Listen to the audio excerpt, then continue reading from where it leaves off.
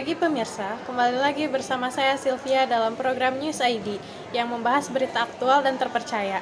Untuk perubahan kecil dari gaya hidup, kita bisa memulai dari hal yang mudah. Salah satunya sadar lingkungan. Satu individu manusia dapat mempengaruhi lingkungan dengan berbagai cara.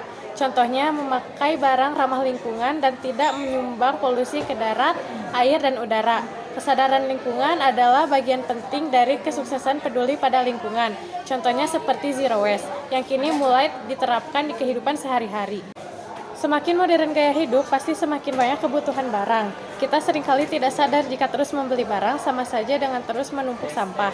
Apalagi untuk barang sekali pakai dan tidak bisa didaur ulang. Aktivitas manusia juga semakin beragam setiap harinya, dan semakin banyak barang yang dibeli, dipakai, lalu dibuang, sehingga sampah yang dihasilkan sudah menumpuk yang menyulitkan alam untuk menyerapnya.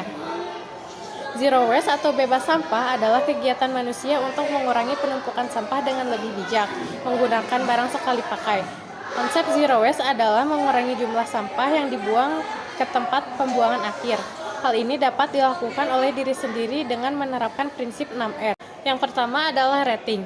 Memikirkan kembali apakah barang yang kita beli bisa didaur ulang dan aman untuk lingkungan atau tidak dapat didaur ulang dan hanya menambah jumlah menumpuknya sampah. Yang kedua adalah refuse, menolak barang yang setidaknya tidak dibutuhkan dan hanya akan menambah sampah. Yang ketiga adalah reduce, mengurangi penggunaan barang sekali pakai dan yang sulit didaur ulang. Yang keempat adalah reuse, menggunakan kembali apa yang masih bisa dipakai ataupun bisa didaur ulang. Yang kelima recycle, mendaur ulang sampah menjadi barang yang lebih bermanfaat, berguna untuk kehidupan sehari-hari. Yang keenam adalah rot, membuat sampah organik menjadi kompos dengan menggunakan metode pembusukan. Kita bisa mengambil contoh dari kasus kebakaran TPA Sarimukti. Sementara itu, saudara, tumpukan sampah terjadi di sejumlah TPS di Kota Bandung, Jawa Barat. Seperti di tempat pembuangan sampah sementara di Jalan Pagarsih, Kecamatan Astana Anyar, Kota Bandung. Sampah sudah menumpuk hingga tidak bisa menampung sampah lagi. Penumpukan ini terjadi sejak TPA Sarimukti terbakar. Lantaran tidak bisa menampung sampah dari warga, sejumlah TPS terpaksa ditutup sementara. Dari tayangan itu, kita harus mulai menerapkan prinsip zero waste agar mengurangi sampah dan mencegah hal tersebut kembali terulang. Zero waste bisa dimulai dari hal kecil, contohnya memilah sampah dan tidak memusnahkan sampah dengan cara dibakar.